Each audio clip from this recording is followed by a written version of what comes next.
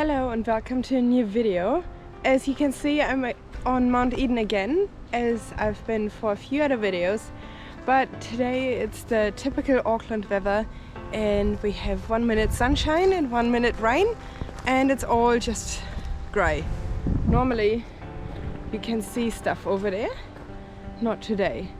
So today I decided to do one last little video about my study abroad semester, and some questions came from you and some questions came from me.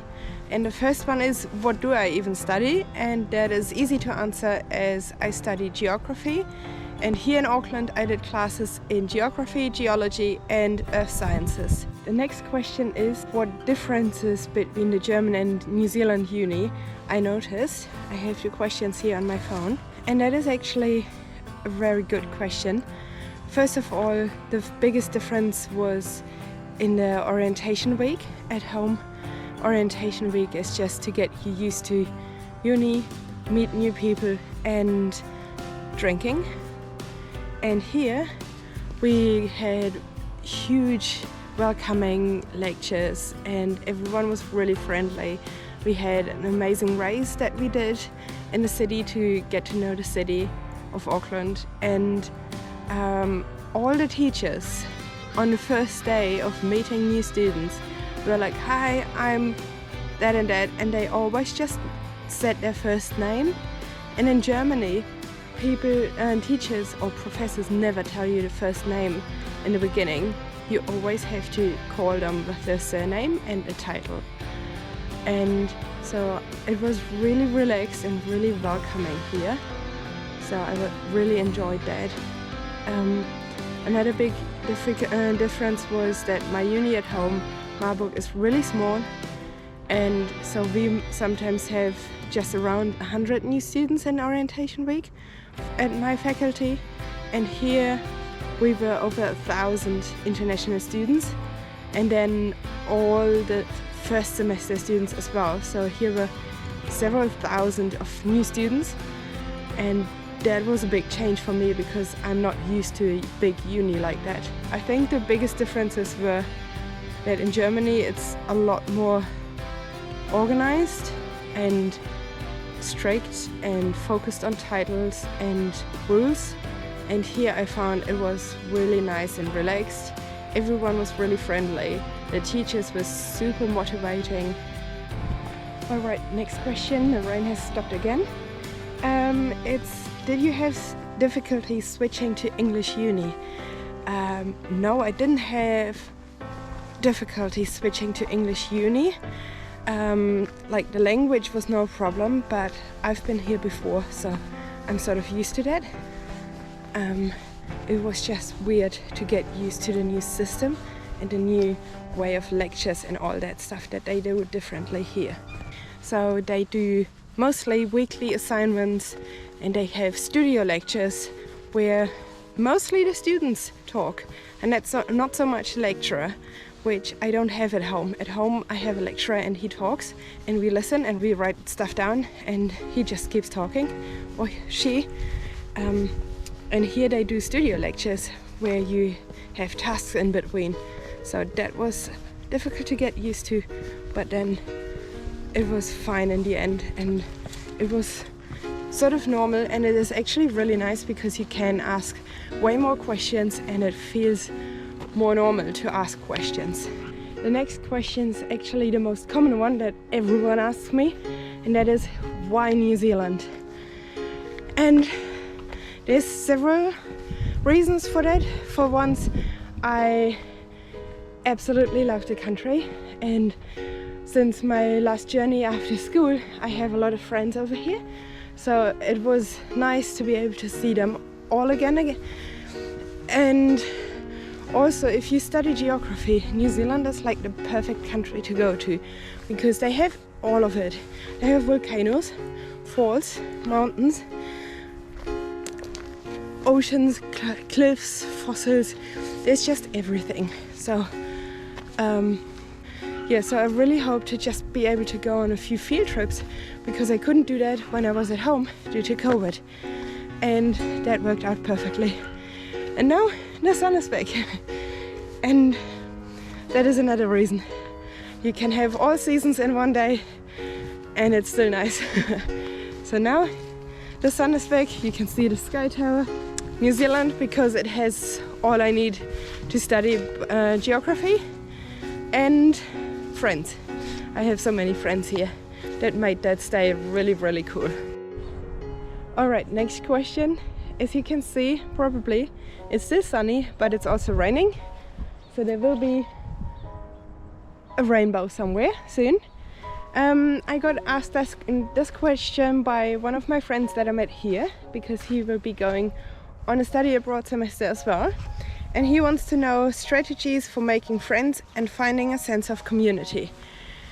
And that is actually quite a hard one, because there aren't really strategies that work for everyone. For me, it just works really good to just walk up to people and ask stupid questions and then start talking to them.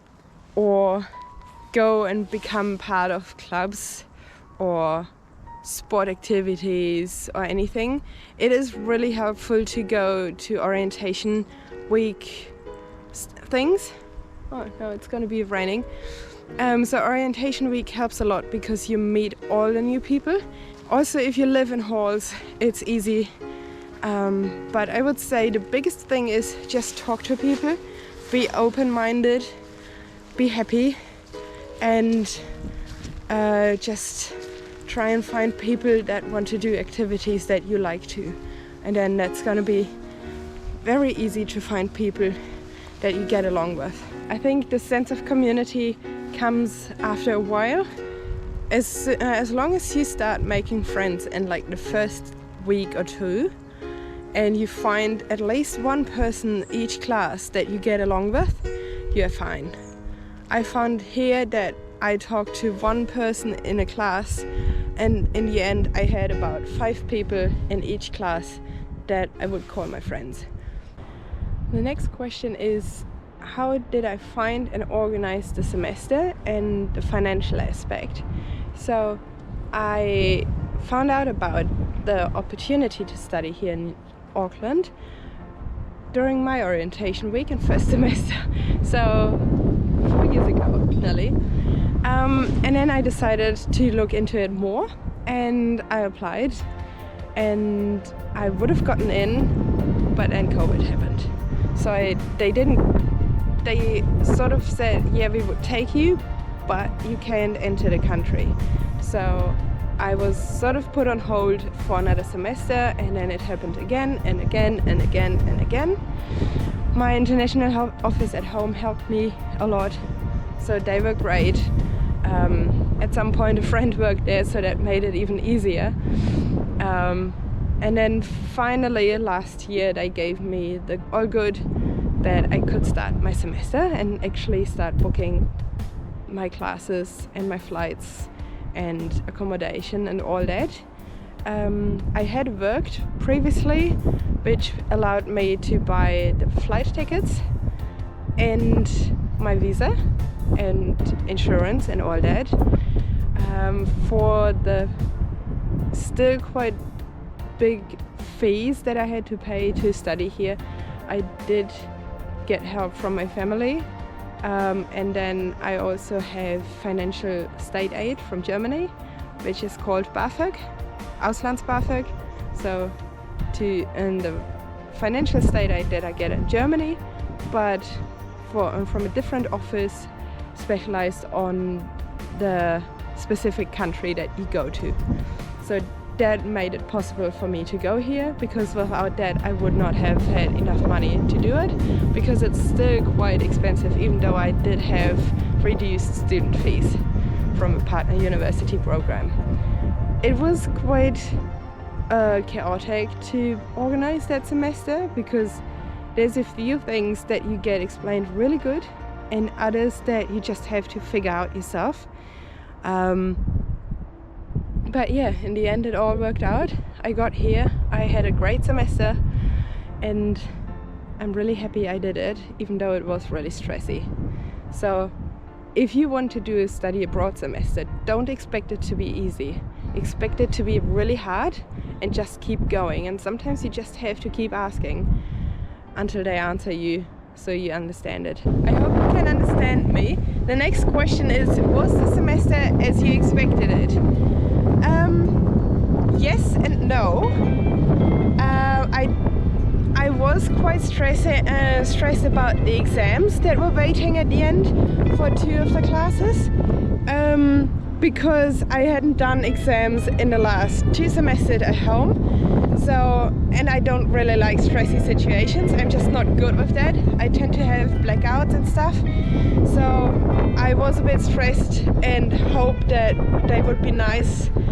That was all sort of not needed, because I ended up having 2 exams here, and both of them were online and open book. So I could have all my notes with me, and I just had my laptop and a borrowed laptop because my old one isn't working that much anymore. And so I had my notes and my handwritten notes and the exam, and then I could just do it that way, and that was really easy. It was just a bit stressy about the time, because I feel like in Germany they leave more time for you to go over the stuff again, and they did not do that here. So I finished both the exams about 2 minutes before the time was over. Otherwise, the semester was way better than I expected, because I did not expect to meet so many awesome people, and I did not expect to go on so many field trips, and I also did not expect to be my teachers to be so friendly and eager to help international students to have the best experience possible. So it was actually really, really nice. Next question is, what is the best or worst part of a study abroad semester?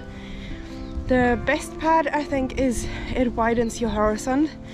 It just offers you so much new input, and you meet awesome new friends, you make international contacts. And sometimes it's also like that when you have a similar class that you have had at home again, but taught by someone else, it can be really helpful, because they might explain it differently, and then it's easier for you to understand. We had more field trips which offered a lot more practical experience, so that was really good. I think the worst part about it is you meet so many awesome people, and now I have to go back home to Germany, and all of them will live on the other side of the earth. And yeah, I think for me the distance between Germany and New Zealand is the worst of the whole thing, because yeah, I can't just do a weekend trip and see my friends or my awesome host family.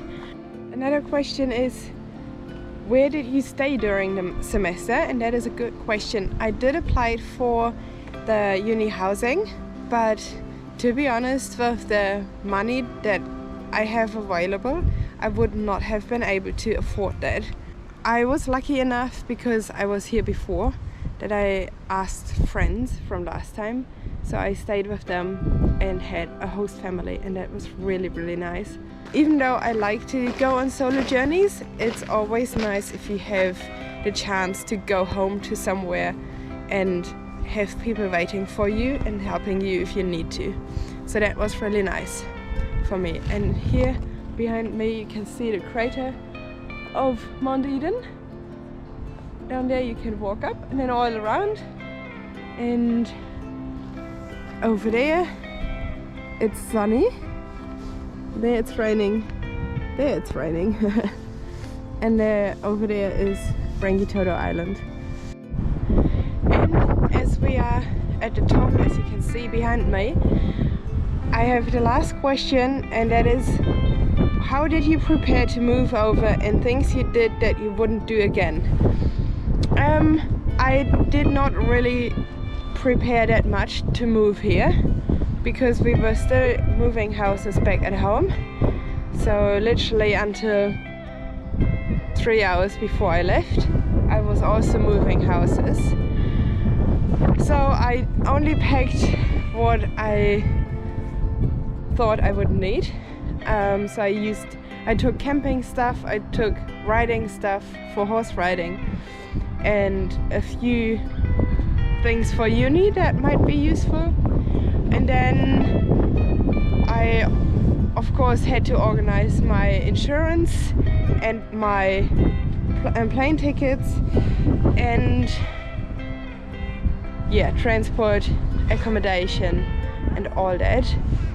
But I didn't really have that much time to do it. I would do that differently. I would not plan a journey like that without time to properly prepare for it. With that said, I hope you enjoyed the questions, and if you have any more questions, just let me know in the comments. I will now upload that video and hope you like it. And then the next video will be uploaded from Germany again. So see you soon from the other side of the world again.